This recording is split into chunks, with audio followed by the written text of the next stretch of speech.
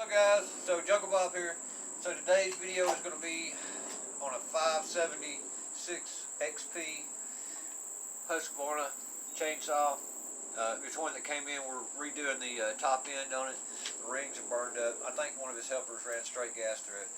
So anyway, if you're interested in watching how to disassemble this, in my opinion, in a quick and easy way without having to take anything further off than you have to, stay tuned. We'll get right into it.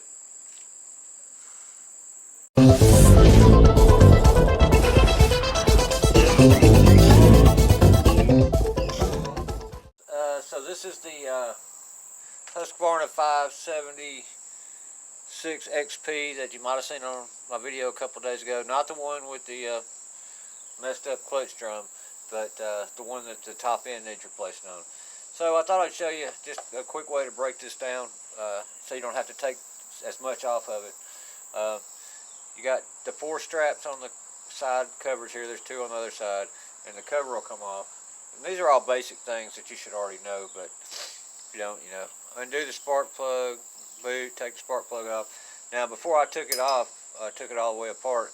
I did check the, make sure that the crank didn't have any play in it, because that's a whole nother thing. If that had been bad, then we're going to have to split the case, and it's just too involved. I ain't got time to mess with it. But anyway, so I'm gonna take you to what I did next. I'm gonna take you off the tripod, and I'm gonna show you. There's 4 screws that come out of the carburetor. I'm gonna try to point them out to you. Anyway, hang loose, guys. So the first thing is there's 4 screws. One here, one right there. That's the 2 top ones, and then there's 2 lower ones right there. And you have to look for it right there. Alright, so once you get that off, and I went ahead and took this piece off too. It kind of sits in the carburetor up like that, but that doesn't really have to come off. Anyway, so that loosens up your carburetor. And then over here is your throttle cable right there. You don't have to take any of this attachment loose, just loosen up the throttle cable if you want. I probably didn't need to do that. Anyway, and of course you had to take this front cover off. There's 4 bolts here. That's to check the crank.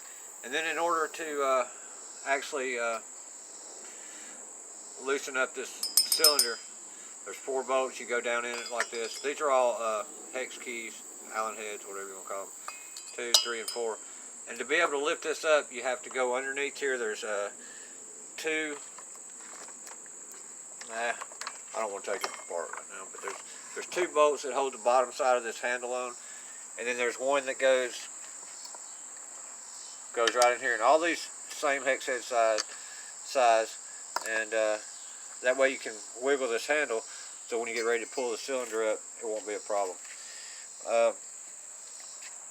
Hold on. So on the carburetor, you need to take off this blue wire here. It's your kill switch. It runs to the coil, and then this little black wire, it goes in the switch. So this red thing, when you mash it down, it makes contact with that and kills your engine for you. So anyway, we'll just slide that out. And once you got that loose, there are 3 more bolts that hold this boot to the cylinder, but we'll get to those in a minute. Alright guys, so once you've got the cylinder loose and your handle out of the way, and everything's loose, the carburetor assembly's loose, you can just it moves with the cylinder head as you're picking it up. So you just pop this cylinder head up, right, and it'll fall right out.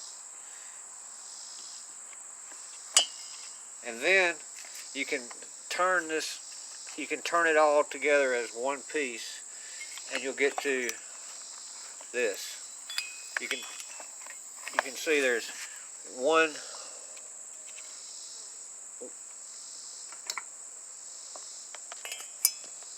bolt right there on the bottom side. This is holding that suction boot up for the intake, and then there's one right down in here. You can't see it probably, but there's a hole on both sides right there, and there's one on this side here, and that's all that holds that to the cylinder head. So once you get those out, and you can, like I said, you can finagle it and turn it. I'm trying not to have to take all this carburetor assembly apart if I don't have to. And so this just, you know, it lays out of the way. Oh yeah, and you got to undo this tube, which goes into the top of the cylinder head. Right there, it hooks to that little nipple sticking out right there. And that's it. You got your cylinder head off. So once we got the cylinder head off, we started looking. We knew that it had no compression, right? So I popped the wrist pins out. And here's your piston. This is the exhaust side, and look, I couldn't tell this when I was inspecting it through the muffler. Look, there's a whole chunk of this piston missing. Look at this side. This is on the exhaust side. And then look at this. A whole chunk. And on the exhaust side, you'll notice those rings are melted into the piston. See, like whereas on this side you can see them sticking out. So when you press them in, nothing comes out on the other side. So, and plus this right here is tight. Anyway, so we're going to put a whole new, now if you look down in the cylinder, you can't really tell.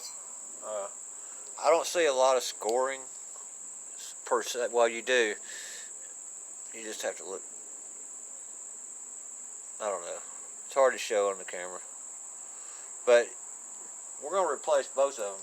You know, the whole thing is kit. New cylinder, new piston, new head gasket. But the only thing we're going to have to transfer from this one to the other one is this spring. That's an anti-vibration spring. And this compression valve. But I'll probably just put a new compression valve on it. Anyway, if it doesn't already come with one.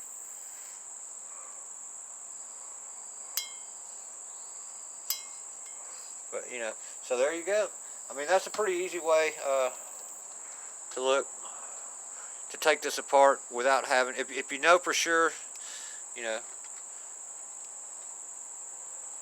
if you know for sure it's just a top end job, you know, without having to take all this, you know, you want to inspect your boot and your suction thing for cracks and all that, but pretty easy way to take it apart without having to, you know, you don't have to take a carburetor off and all that if you don't want to, if it was running and it just quit like that.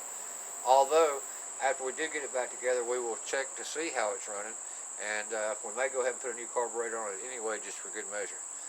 But so that's it. 576